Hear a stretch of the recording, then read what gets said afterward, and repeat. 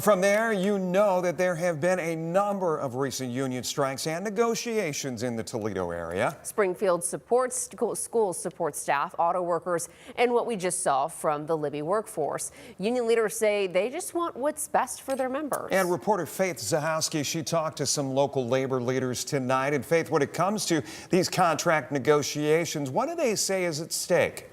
Do you realize 12% of the workforce in Ohio is represented by a union? A chunk of those numbers play out every Labor Day in downtown Toledo. And local union leaders I talked to tonight say contracts and contract disputes aren't just about wages. We want people to come to work and say, I want to serve the citizens of Toledo.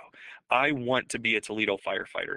I am proud to be a member of Local 92. Local 92 President Joseph Sierra says staffing, wages, and health care are consistently the top priorities as firefighters head into contract negotiations. Local 92 ratified a new contract in July 2025 following a 476-day dispute, restoring 50 years of wage parity with Toledo police. He says a fair contract goes beyond pay. It's about safety. We know that they want to come to work and feel that they have adequate staffing and safe numbers to perform the job that we do. Making sure we have the right amount of equipment, showing up to a run or having the ability to respond, making sure that our gear is safe for our members, making sure we have the proper training. Sierra says strikes are illegal for firefighters as essential workers and says the risks are too great. When we go on strike, people die. When police go on strike, people are, crime happens. And so it's an entirely different beast. Marty Perlacki is the president of the Springfield Teachers Association. That district just went through a support staff strike in January with bus drivers, custodians, and lunch workers coming to an agreement after a week. His association represents about 250 teachers, counselors, and other certified staff. He says their contract expires this summer.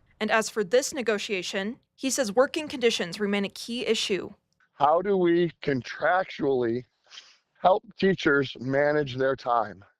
They still have families at home. They still have kids that need to go to practice.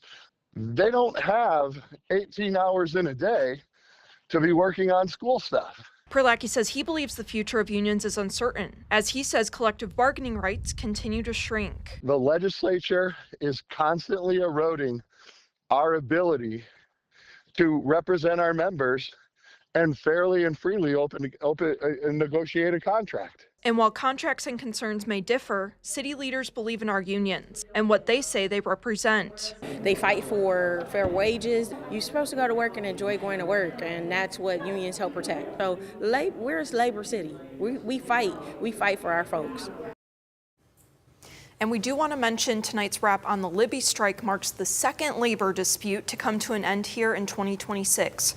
Reporting in studio, Faith Zahowski, WTOL 11.